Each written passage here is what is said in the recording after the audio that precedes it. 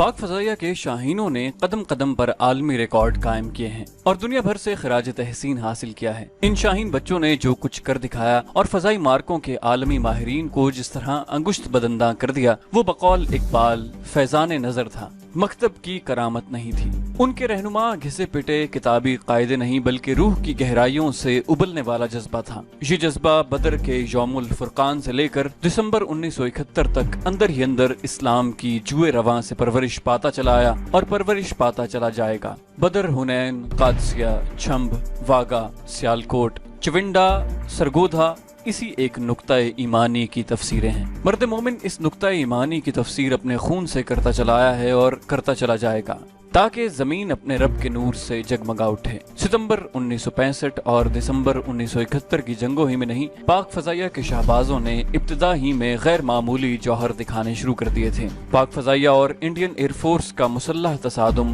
ستمبر 65 میں ہوا ہے، لیکن دونوں ایئر فورسوں کا ایک عجیب و غریب فضائی مارکا 18 برس پہلے کشمیر کی فضا میں لڑا جا چکا ہے۔ اس مارکے کا دلچسپ پہلو یہ تھا کہ ایک طرف انڈین ایئر فورس کے 2 لڑاکا طیارے تھے جن میں سے ہر ایک میں 4 20 ملی میٹر دھانے کی مشین گنیں لگی ہوئی تھیں، اور ان کے مقابلے میں پاک فضائیہ کا ایک ڈیکوٹا طیارہ تھا جو لڑاکا تھا نہ بمبار بلکہ ٹرانسپورٹ طیارہ تھا، جس کے ساتھ ایک بھی گن نہیں تھی، یعنی طیارہ بالکل نہتا تھا۔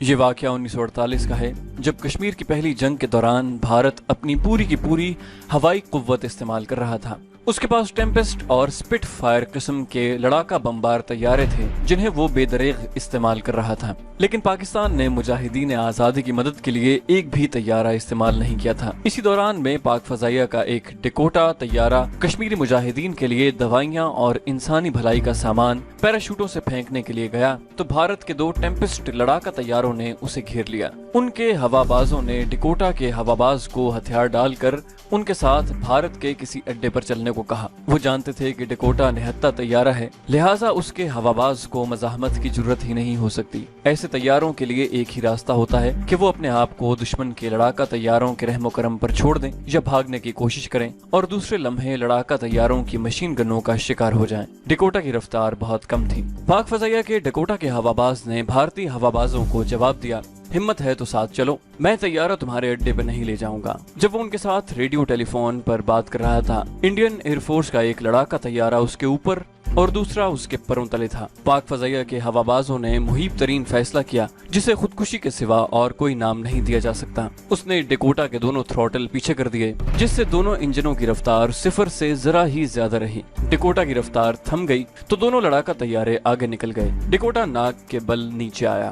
نیچے دریائے سندھ کی تنگ وادی تھی، اونچی پہاڑیوں کے دامن میں گھنے جنگل میں چھپی ہوئی چٹانیں تھیں۔ وادی اس قدر تنگ کہ ڈیکوٹا جیسے بڑے طیارے کے لیے گھومنا اور سنبھلنے کے لیے جگہ ہی نہیں تھی۔ طیارے کی تباہی بظاہر یقینی تھی، لیکن جب ڈیکوٹا درختوں کو چھونے لگا تو اس کے ہوا باز نے تھروٹل کھول دیے اور طیارے کو اس قدر خطرناک غوطے سے اٹھا لیا۔ ڈیکوٹا میں پاک فوج کی سپلائی کور کا نائک محمد دین اور 3-4 سپاہی بیٹھے ہوئے تھے۔ محمد دین کو پتہ چلا تھا کہ ڈیکوٹا دشمن کے نرغے میں آ گیا ہے۔ وہ ہوا بازوں کے پاس آ گیا اور بولا کہ میں جانتا ہوں آپ لڑ نہیں سکتے، لیکن جہاز دشمن کے حوالے نہ کرنا، پہاڑ سے ٹکر مار کر تباہ کر دو، ہم سب جہاز کے ساتھ مرنے کو تیار ہیں، جہاز دشمن کے ہاتھ نہ آئے۔ ہوا باز ہنس پڑا اور نائک محمد دین سے کہا، آپ پیٹی باندھ کر آرام سے بیٹھ جائیں، جہاز انشاءاللہ پاکستان جائے گا۔ محمد دین اپنی سیٹ پر آ گیا اور اپنے جوانوں سے کہا، جوانوں، ہم سب اپنے ڈیکوٹا کے ساتھ مر رہے ہیں، لیکن جہاز دشمن کو نہیں دیں گے، دعا کرو جہاز بچ جائے، ورنہ پرواہ نہیں، یہ شہادت کا رتبہ ہے۔ اور جوانوں کے چہرے چمک اٹھے۔ ان میں سے ایک سپاہی سے ملاقات ہوئی تو اس نے سارا واقعہ سنا کر کہا کہ خون بہت کھولا، اگر میرے پاس مشین گن نہ صحیح رائفل بھی ہوتی تو میں ڈیکوٹے کا شیشہ توڑ کر دشمن کے طیاروں پر 2-4 گولیاں چلا سکتا۔ ہم لڑ کر مرنے والے سپاہی ہیں، ہمارا دشمن پہلی بار سامنے آیا تھا لیکن ہم بے بس تھے، کاش ہندو زمین پر آمنے سامنے آ جاتے۔ بھارتی ہوا بازوں نے جب پاکستانی ڈیکوٹا کو اپنی حراست سے غائب پایا تو انہوں نے ادھر ادھر اوپر نیچے دیکھا، لیکن انہیں وادی میں ڈیکوٹا نظر نہ آیا۔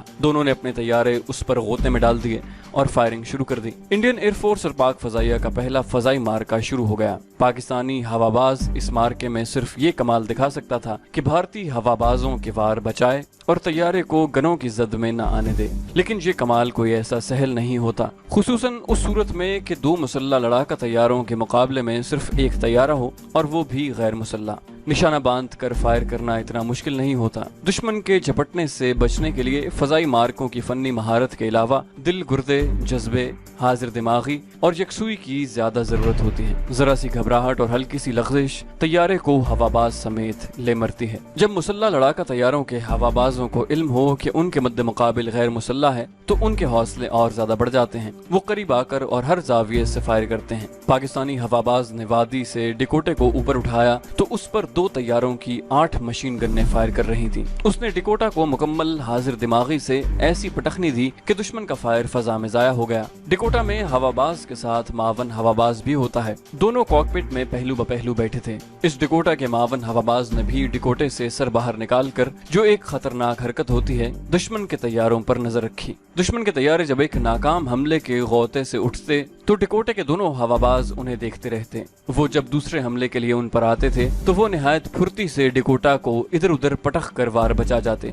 भारतीय हवाबाजों ने जब पाकिस्तानी हवाबाजों के कामयाब दिफाई पैंतरे देखे तो उन्होंने मुख्तलिफ समतों से हमले शुरू कर दिए। एक दाएं तरफ से आता तो दूसरा पीछे से या बाएं पहलू से झपटा मारता और दोनों की मशीन गन्नें बख्तर शिकन, आतिशी, ट्रेसर और ग्रेनेड की तरह फटने वाली हाई एक्सप्लोसिव गोलियां उगलती चली जाती। फिर एक नीचे से ऊपर को झपटा मारता और दूसरा ऊपर से गोता लगाता और उनकी गन्नें डिकोटा के परखचे उड़ाने के लिए भागती चली जाती। ये ऐसी सूरत थी कि डिकोटा के हवाबाजों के लिए फैसला करना मुश्किल हो जाता कि वो किसके हमले से बचें। बाज़ औक़ात उन पर एक तैयारा हमला करता तो उन्हें मालूम न होता कि दूसरा किधर से हमला आवर हो रहा है। इन पाकिस्तानी शाहबाजों ने डिकोटा जैसे वजनी और बड़े तैयारे को फजा में कागज के पुर्जे की तरह जची तुली लेकिन इंतहाई खतरनाक पटखनियां दी। कभी उमूदी गोते में डाला, कभी दरख्तों की बुलंदी से सीधा ऊपर खींचकर सूरत से झटक झटक कर दाएं और बाएं किया। उन्होंने वो पैंतरे बदले जो सिर्फ लड़ाका तैयारे से बदले जा सकते हैं। किताब में लिखा है कि डिकोटा फजा में ऐसी नकलो हरकत नहीं कर सकता, न उस पर इतना जोर डाला जाए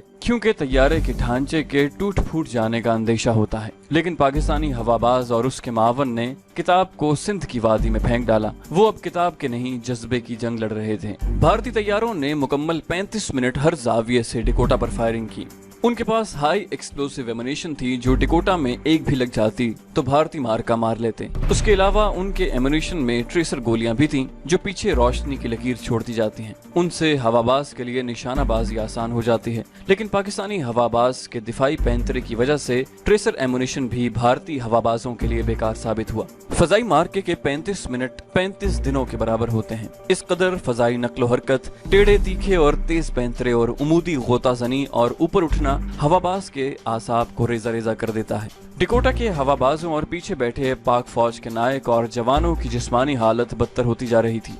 आखिर एक भारतीय तैयारे की चंद गोलियां डिकोटा के बड़े दरवाजे से लग गईं, जिनमें से 2 गोलियां फटी। उनके टुकड़े ने नायक मोहम्मद दीन को शदीद जख्मी कर दिया। भारतीयों के पास शायद एमुनेशन खत्म हो गया था या शायद दमखम न रहा था। वो मार्के से मुंह मोड़ बैठे। पाकिस्तानी हवाबाजों ने मार्का जीत लिया। उन्होंने डिकोटा को संभाला, समत देखी और रिसालपुर जा उतरे। डिकोटा को जो नुकसान पहुंचा था उसे ग्राउंड क्रू ने जरा सी देर में ठीक कर दिया और अगले रोज डिकोटा फिर कश्मीर की फजा में उड़ रहा था। लेकिन पाक फौज का जो नायक जख्मी हुआ था वो अस्पताल के रास्ते में एम्बुलेंस में शहीद हो गया। वो फजाई जंग का पहला शहीद था। इस फजाई मार्के की मिसाल बिल्कुल वैसी है कि पिस्तौलों से मुसल्ला 2 आदमी एक निहत्ते आदमी को घेर कर उस पर गोलियां चलाने लगे, लेकिन अंजाम इस कदर शर्मनाक हो कि पिस्तौल खाली हो जाएं और निहत्ता आदमी हंसता खेलता अपनी राह लग जाए। ये तो मुसल्ला भारतीय हवाबाजों का चैलेंज था जिसे निहत्ते पाकिस्तानी हवाबाजों ने कबूल करके पाक फजाइया की तारीख में ऐसी रिवायत कायम कर दी जिसने सितंबर की जंग में पाक फजाइया के हवाबाजों को बैनुल अक़वामी शोहरत अता की। जहाँ तक बैनुल अक़वामी शोहरत का ताल्लुक है, पाकिस्तानी हवाबाजों ने दरअसल इब्तदाई दौर में ही अक़वाम आलम के सफ़े अव्वल के हवाबाजों में बुलंद मकाम हासिल कर लिया था। बैनुल अक़वामी जंगी मशकों में पाक फजाइया के हवाबाजों ने फन्नी महारत का लोहा मनवाया है। पाकिस्तान की उम्र अभी चंद बरस थी जब इंग्लिस्तान में दौलत मुश्तरका के तमाम ममालिक के हवाबाजों का रॉकेट और मशीन गन फायरिंग का मुकाबला हुआ। इस मुकाबले में दूसरी जंग अजीम के तजुर्बेकार हवाबाज, उनके हाथों तरबियत याफ्ता हवाबाज, कनाडा के मशहूर हवाबाज और भारत के हवाबाज भी शामिल थे। ये हकीकत आज भी दौलत मुश्तरका के रिकॉर्ड में महफूज है कि इस मुकाबले में पाकिस्तानी हवाबाज अव्वल आए थे। चैनल को सब्सक्राइब कीजिए और बेल आइकन पर क्लिक कीजिए ताकि आपको तमाम वीडियोस फौरन मिलती रहें। और अगर आप हमारे चैनल को सपोर्ट करना चाहें तो दिए गए नंबर पर राब्ता कीजिए। हम आपके ताउन के बेहद मशकूर होंगे।